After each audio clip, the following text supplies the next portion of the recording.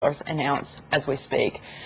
Americans are running from the tax man. Every day, more than 1,000 U.S. residents pack their suitcases and move from low-growth, high-tax states, according to the American Legislative Exchange Council study, Rich States, Poor States. Joining me now from Washington, D.C. is co-author of the study and Wall Street Journal senior economics writer, Stephen Moore. Stephen, it is great to see you. Let me guess who the losers are in all of this, the high-tax states. I think we could take a look at them. But who are the winners in this, what you've identified as a migration away from high-tax areas to lower-tax areas? Hi, Dagan, great to be with you, and I'm a big fan of the show, so thanks for having me on. You know, it's really amazing. If you look at these states in the Northeast, you know, states like New York and New Jersey and Massachusetts, they're losing people. California, by the way, is one of the big losers, which is a tragedy. And this is a state for decades where people were moving to, and now I think because of these really high tax rates, people are moving out. Now, who are the winners? That's a really good question. Dagan, there are 9 states in the United States today that have no income tax at all. As somebody who lives in the Northeast, I think you could probably appreciate that. And those states are states like Florida and Nevada and Tennessee and Wyoming, New Hampshire. And those are the states that have really been booming and getting a lot of the tax exiles from these other states. But recently, haven't people been moving out of Florida, and they're called halfbacks? They move halfway back to the Northeast because of the decline in the housing market. So there are other factors you have to work in when you do this analysis, other than just the tax rates.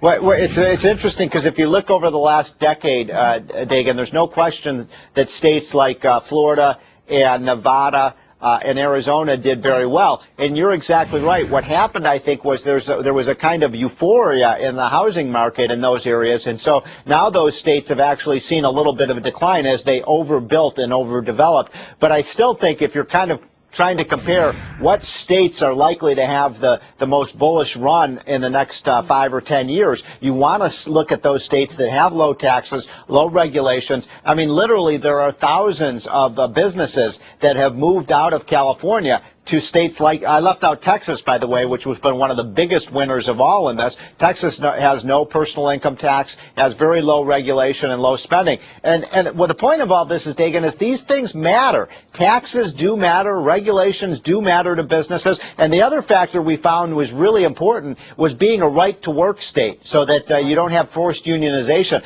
A lot of companies that are looking to relocate, they won't even look at a state like New York or New Jersey that's not right to work. This study, Stephen, though, begs the question, as a nation, are we going to run into trouble where people not only move to other states, but they move to other nations? Nearby they might be, but it becomes easier to telecommute and easier to work from home.